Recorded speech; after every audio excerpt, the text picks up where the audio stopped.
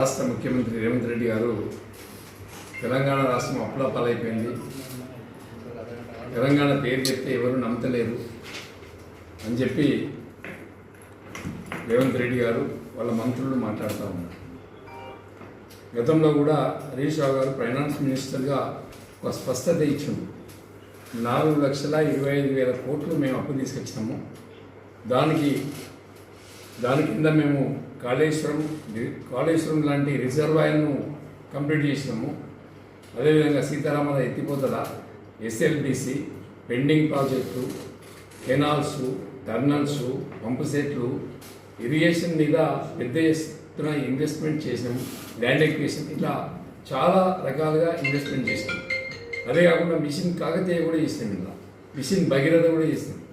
ఇవన్నీ కార్యక్రమాలు 4,25,000 కోట్లు అప్పు తీస్తే తెలంగాణ రాష్ట్రంలో అది రిఫార్మ్స్గా మార్చితే ఈరోజు 20 లక్షల కోట్లు వస్తుంది.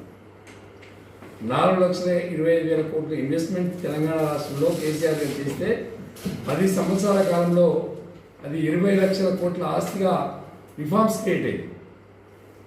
ఇవాళ ఇప్పుడున్నటువంటి ప్రభుత్వం ఈ 2.5 సంవత్సరాల కాలంలో దాదాపుగా 4 లక్షల కోట్లు అప్పు తీసుకొచ్చింది. 4 లక్షల కోట్లు అప్పు తీసుకొస్తే ఎక్కడ ల్యాండ్ ఎక్విజిషన్ చేయలేదు, ఒక రిజర్వాయర్ నిర్మాణం పూర్తి చేయలేదు, ఒక బ్యారేజ్ కట్టలేదు, ఒక చెక్ డ్యామ్ కట్టలేదు, ఒక చెరువులు ముట్టుకోలేదు, ఎక్కడ తెగిపోయిన అక్కడే ఉన్నాయి. ఇవన్నింటి మీద కూడా చర్చకు సిద్ధంగా ఉన్నాము అని చెప్పి హరీష్ రావు గారు స్పష్టంగా చెప్తే దానికి రాజకీయ యుద్ధం చేస్తుంది. రాజకీయంగా ఎదుర్కోలేక, రాజకీయంగా హరీష్ రావు గారికి సమాధానం చెప్పలేక దానికి ఉల్టా సీనా మాట్లాడుతున్నారు. 2,000 కోట్లు టెండర్లు పెట్టినామని చెప్పి 2,000 కోట్ల అవినీతి జరిగింది హాస్టల్స్లో అని చెప్పి మన ఆర్ఎస్ ప్రవీణ్ కుమార్ మాట్లాడితే, 2,000 కోట్ల అవినీతి జరిగిందని ఆర్ఎస్ ప్రవీణ్ కుమార్ మాట్లాడితే ఒక మంత్రి ఏమో 700 కోట్లే టెండర్ పెట్టినామని ఒక మంత్రి చెప్పిండు, 1,100 కోట్లే టెండర్స్ పెట్టినామని ఒక మంత్రి చెప్పిండు. వాళ్ళ మంత్రివర్గంలో వాళ్ళ ముఖ్యమంత్రి గారు కానీ మంత్రులకు కానీ ఎక్కడ కూడా స్పష్టత లేదు. ఎన్ని వేల కోట్ల టెండర్లు పెట్టిండ్రు, ఎంత అవినీతి జరిగింది స్పష్టంగా చెప్పలేకపోతున్నారు. దాని మీద కూడా చర్చకు సిద్ధంగా ఉన్నామని చెప్పేసి ఆర్ఎస్ ప్రవీణ్ కుమార్ మాట్లాడితే దానికి సమాధానం చెప్పలేని పరిస్థితిలో రాష్ట్ర ప్రభుత్వం ఉంది. ఈ రెండింటిని కూడా దృష్టిలో పెట్టుకోవాలి. ఇవాళ రాష్ట్ర ప్రజలందరికీ కూడా తెలుసు, గతంలో కేసీఆర్ గారు ముఖ్యమంత్రిగా ఉన్నప్పుడు ప్రతి పంటకి రైతు బంధు వేసినాం. రైతు బంధు కూడా దాదాపుగా 8,000 కోట్లు ప్రతి పంటకు వేసుకుంటూ వానాకాలం వేసినాం, యాసంగి వేసినాం. ఇదే రేవంత్ రెడ్డి గారు ప్రతిపక్షంలో ఉన్నప్పుడు మాట్లాడిన మాటలు కేసీఆర్ గారు 2 పంటలకి ఇస్తున్నారు, మేము 3 పంటలకు ఇస్తాము. కేసీఆర్ గారు 10,000 ఇస్తుండ్రు, మేము 15,000 ఇస్తాము. కేసీఆర్ గారు బోనస్ ఇస్తలేరు, మేము బోనస్ ఇస్తామని చెప్పి రేవంత్ రెడ్డి గారు పదే మాట్లాడుతున్నారు. ఇవాళ ఈ ప్రభుత్వం వచ్చి 6 పంటలు అయిపోయినాయి, 6 పంట కాలాలు అయిపోయినాయి. 6 పంటల కాలంలో దాదాపు 30,000 కోట్లు రైతు బంధు ఈ ప్రభుత్వం రైతులకు బాకీ ఉంది. 30,000 కోట్లు రైతు బంధు ఈ ప్రభుత్వం రైతులకు బాకీ ఉంది.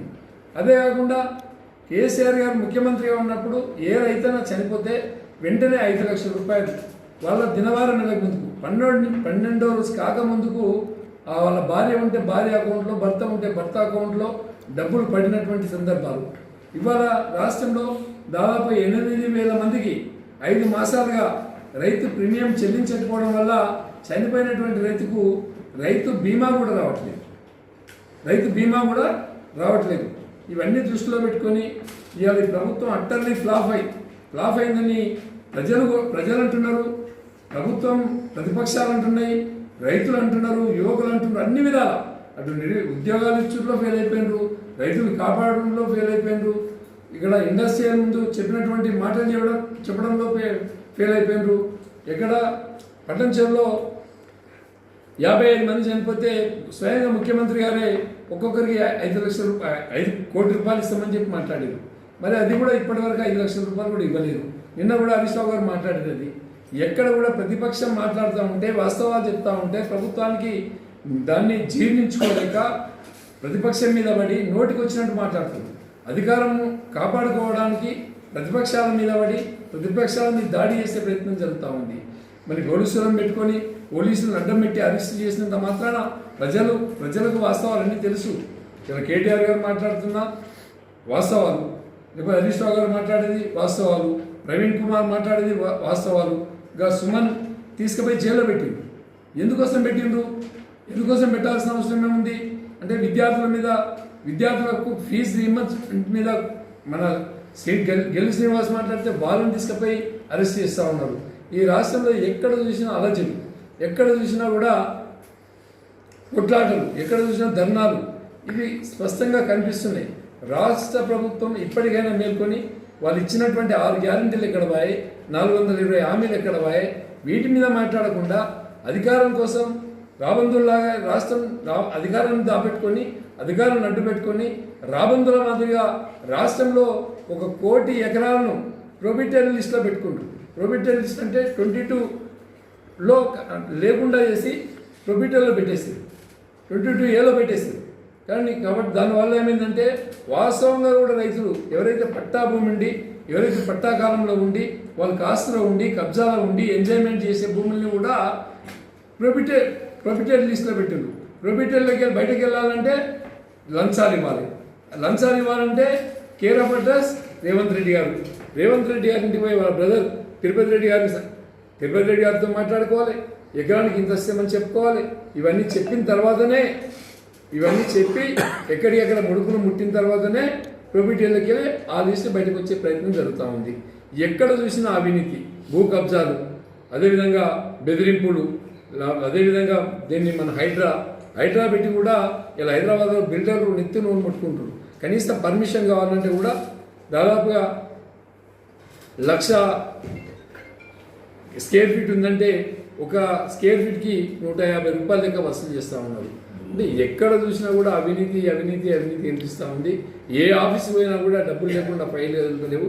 ఇవన్నీ కూడా కారణం ఏంటంటే డబ్బులు ఇస్తే కానీ ఆయనకు ఒక ఎంఆర్ఓ పోస్ట్ కావాలన్నా, ఒక ఎస్ఐ పోస్ట్ కావాలన్నా, ఒక సిఐ పోస్ట్ కావాలన్నా, ఒక డిఎస్పీ పోస్ట్ కావాలన్నా, ఒక ఆర్డీఓ పోస్ట్ కావాలన్నా, కలెక్టర్గా ఉండాలంటే కూడా డబ్బులు చెల్లిస్తే కానీ పదవులు వచ్చే పరిస్థితి లేదు. అందుకే 6 నెలలకు ఒకసారి ఐఏఎస్లు ట్రాన్స్ఫర్ అవుతూ ఉన్నారు, ఐపీఎస్లు ట్రాన్స్ఫర్ అవుతూ ఉన్నారు. ఈ విధంగా చాలామందిని ఇటు బ్యూరోక్రాట్స్ని కూడా ఎప్పటికప్పుడు ట్రాన్స్ఫర్ చేస్తూ బదిలీ చేస్తూ మరి ప్రభుత్వం నిలకడగా లేకపోవడం వల్ల ప్రజలకి ఏది చేయలేని పరిస్థితిలో ఉంది. వాస్తవాన్ని కూడా 2.5 సంవత్సరాలు